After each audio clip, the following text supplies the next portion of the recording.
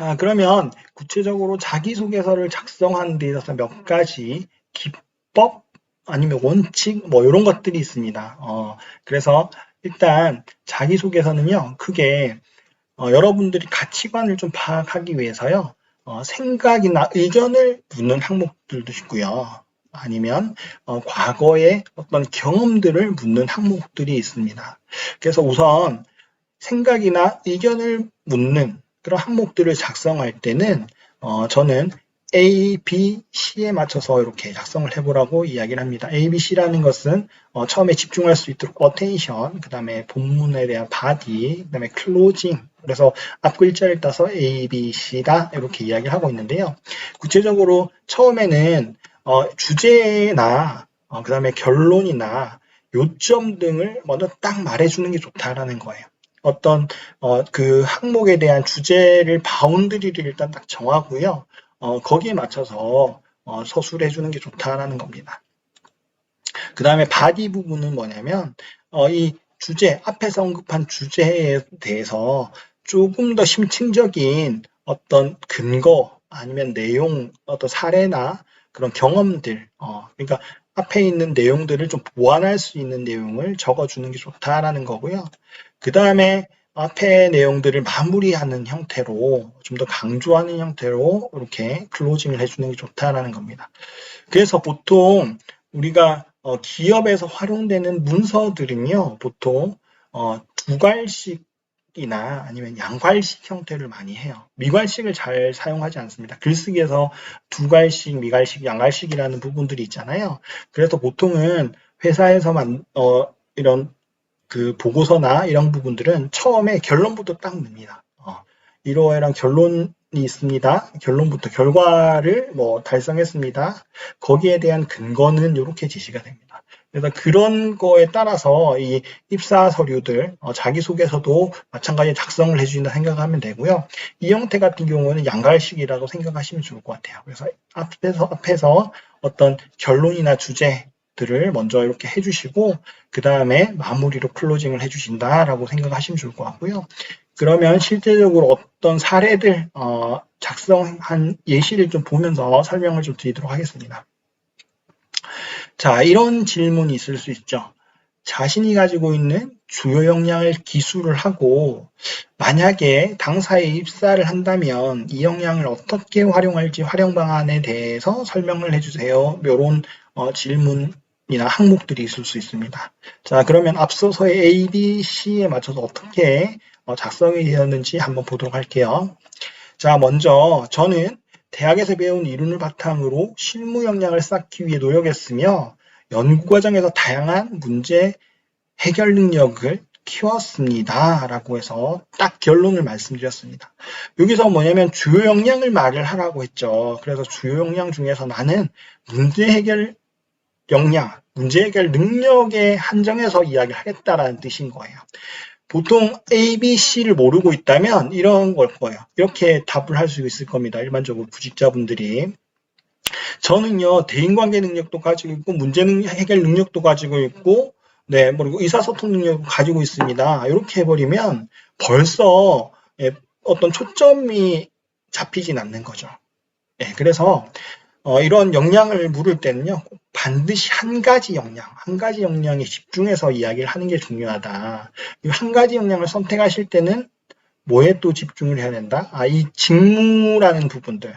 이 직무가 어느 역량이 좀 중요하게 생각을 하는지, 문제 해결 역량인지, 아니면 커뮤니케이션, 의사소통 역량인지, 이런 부분들을 좀 주의 깊게 살펴볼 필요가 있다는 거예요.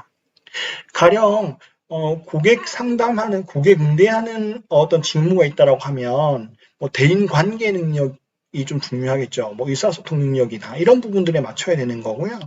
여기서는 뭐 어떤 연구와 관련된 부분이기 때문에 문제 해결 능력을 좀 포커스로 해서 이렇게 이야기가 된 것 같습니다. 그래서 이 구직자는 문제 해결 능력을 위주로 해서 나는 서술을 하겠다라는 의도가 이렇게 분명히 드러났죠.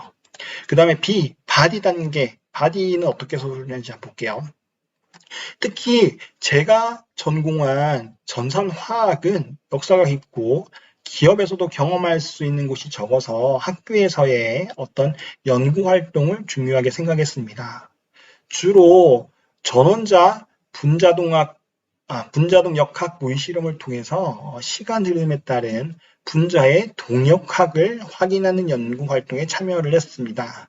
NAMD 프로그램을 주로 사용했지만 분자계의 구성 및 동역학적 분석을 위해 직접 프로그램을 개발해서 계의 구성 및 분석에 응용하기로 했습니다. 단순히 주어진 툴에서 벗어나서 알고자 하는 결과를 스스로 연구 개발을 통해서 얻을 수 있었습니다.